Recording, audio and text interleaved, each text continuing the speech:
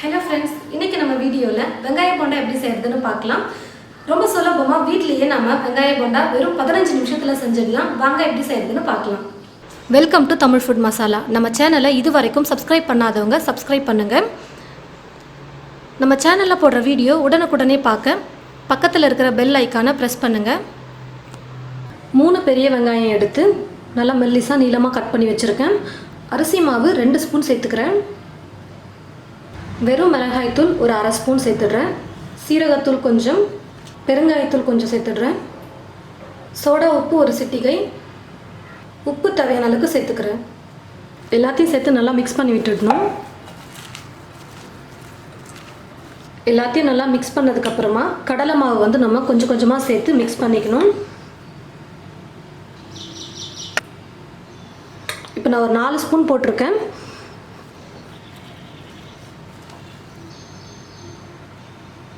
போண்டா பதத்துக்கு நம்ம மாவு பிசையணும். அந்த அளவுக்கு ஏற்றது போல் நம்ம கடலை மாவு போட்டுக்கலாம். கொஞ்சம் கொஞ்சமாக சேர்த்து மிக்ஸ் பண்ணால் கரெக்டாக இருக்கும்.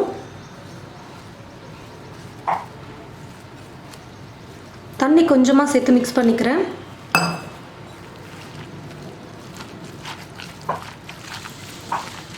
கடலை மாவு நிறைய போட்டு நம்ம போண்டா பதத்துக்கு பிசைஞ்சால் போதும்.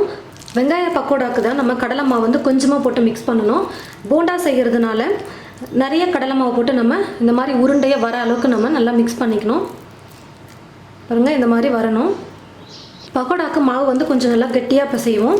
எடுத்து அப்படியே இப்படி எண்ணெயில் போடுறதுக்காக. போண்டா செய்கிறதுக்கு கொஞ்சம் இலக்கமாக இருந்தால் நல்லாயிருக்கும். நம்ம கரெக்டாக எண்ணெயில் உருண்டையை எடுத்து போடுற அளவுக்கு நம்ம கரெக்டான பக்குவத்துக்கு நம்ம மிக்ஸ் பண்ணால் போதும். ரொம்ப இலக்கமாக இருந்தாலும் எண்ணெய் நிறைய குடிச்சிடும். நான் எல்லாத்தையும் போட்டு நல்லா மிக்ஸ் பண்ணதுக்கப்புறமா கடைசியாக ஒரு பச்சை மிளகா கட் பண்ணி வச்சுருக்கேன். கொஞ்சம் கருவேப்பிலையை பொடியாக கட் பண்ணி வச்சுருக்கேன். கொத்தமல்லி கொஞ்சம் பொடியாக நறுக்கி வச்சுருக்கேன். இது 3ஐயும் சேர்த்து இப்போ நான் மிக்ஸ் பண்ணிடுறேன்.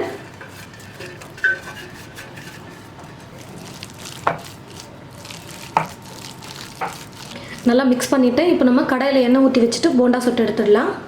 கடாயில் எண்ணெய் ஊற்றி வச்சுருக்கேன். எண்ணெய் நல்லா சூடு ஏறிடுச்சு. சின்ன சின்ன உருண்டைகளாக நம்ம செஞ்சு எண்ணெயில் போட்டு பொரிச்சு எடுத்துடலாம்.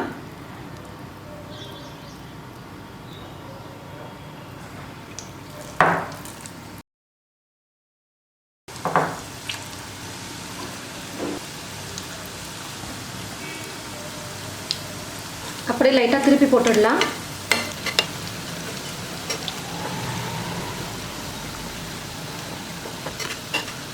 தீ வந்து ரொம்ப அதிகமாகவும் இருக்கக்கூடாது, அதே சமயம் ரொம்ப கம்மியாகவும் இருக்கக்கூடாது. மிதமான சூட்டில் வச்சு நம்ம பொரிச்சு எடுத்தோம்னா தான் நல்லா கலராகவும் இருக்கும். போண்டா உள்ளேயும் நல்லா வெந்து வந்திருக்கும். நல்லா கலராக வெந்து வந்திருக்கு பாருங்கள். அதே மிதமான சூட்டில் உள்ளேயும் நல்லா வெந்து வந்திருக்கும். இப்போ நான் போண்டாவை எடுத்துடுறேன். இது ஒரு பிளேட்டில் சேஞ்ச் பண்ணிடலாம். இதே போல் மீதி இருக்கிற மாவையும் போண்டாவும் செஞ்சு எடுத்துடலாம். வெங்காய போண்டா சூப்பராக ரெடி பண்ணிட்டோம் பாருங்கள். பார்க்க அப்படியே கடையில் வைக்கிற மாதிரி இருக்குது பாருங்கள். ரொம்பவே டேஸ்டியாகவும் சூப்பராகவும் இருக்கும். இது செய்யறதுக்கு ஒரு 15 நிமிஷம் இருந்தால் போதும். நல்லா சூப்பராக டேஸ்டியாக நம்ம செஞ்சிடலாம். பாருங்கள், நான் வந்து 300 கிராம் வெங்காயம் தான் நான் சேர்த்தேன். அதாவது 3 பெரிய வெங்காயம் தான் நான் சேர்த்தேன். அதுக்கே எவ்வளோ போண்டா வந்திருக்கு பாருங்கள். வீட்டில் இருக்கிற எல்லாருமே நல்லா திருப்தியாக சாப்பிடலாம். இது போல் நீங்களும் உங்களுடைய வீட்டில் வெங்காய போண்டா செஞ்சு பாருங்கள். செஞ்சு பார்த்துட்டு எப்படி இருக்குன்னு மறக்காம கமெண்ட் பாக்ஸில் வந்து கமெண்ட் பண்ணுங்கள். இந்த வீடியோவை மற்றவங்களுக்கும் ஷேர் பண்ணுங்கள். தேங்க்யூ.